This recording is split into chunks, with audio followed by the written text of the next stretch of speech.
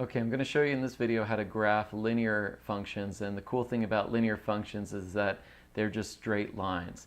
The word line is actually in the word linear because linear means line. Now the general equation for a linear function is y equals mx plus b. You should commit that to memory.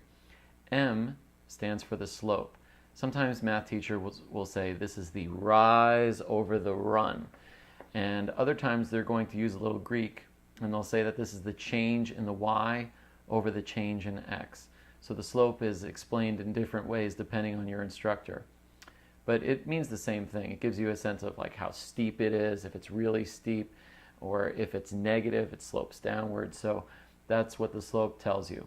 The y-intercept is a coordinate. It actually tells you where does this line intercept the y-axis. So that's what the value is, and that's symbolized by the letter B as in boy. So B is the y-intercept, M is the slope, and you are now ready to learn how to graph lines. I'll see you in a few.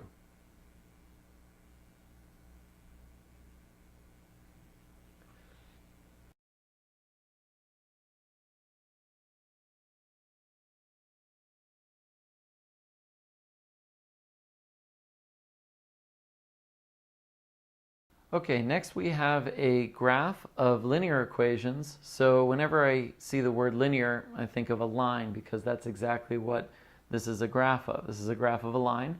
And I can also tell by the format of this equation, it is in slope-intercept form, or y equals mx plus b. So based on the fact that this equation is in this format, I can make a graph very, very quickly, because B represents something called the y-intercept. Okay, so this tells me at what point the line crosses the y-axis. So the y-intercept in this case would be the point 0, 2, because the value of the y-intercept is 2.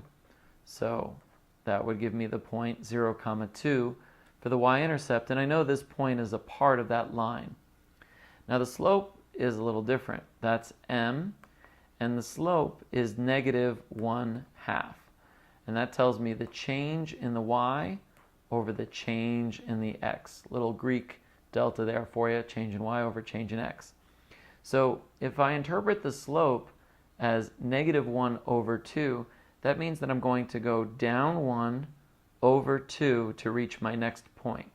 I do that again, down 1/2, it places me here.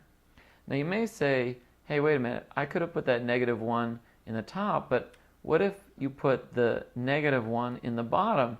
Would it still work? And the answer is yes, it would actually. It would still work, because now instead of going down 1/2, since there's a positive number here, I'm going to go up 1 and to the left 2 units. Up 1, left 2 units. So this -2 in the bottom tells me I'm going to go 2 units to the left. And as you can see here, all of my points are setting up to make a straight line. Now if I want to make this super pretty, what I can do is get a ruler, but I am simply going to play connect the dots freehand as best as I can. And if I'm really careful, I can get a nice straight line, and there it is. So that is how you graph a linear equation that has the format of slope-intercept form, which is y equals mx plus b. All right, that's all I have. I will see you next time. Okay, you just saw how to graph some lines. So remember, that equation is y equals mx plus b. That's the parent function, at least one of them. For lines, there's a couple of others which you can see in other videos, but today we're just focused on slope-intercept form, which is y equals mx plus b. The slope is symbolized by the letter m, and that's the change in y over the change in x. And the b represents the y-intercept, which is the point where the line crosses the y-axis. That's it for now. I hope you enjoyed the video, and if you need more help, just click on another one. I'll see you.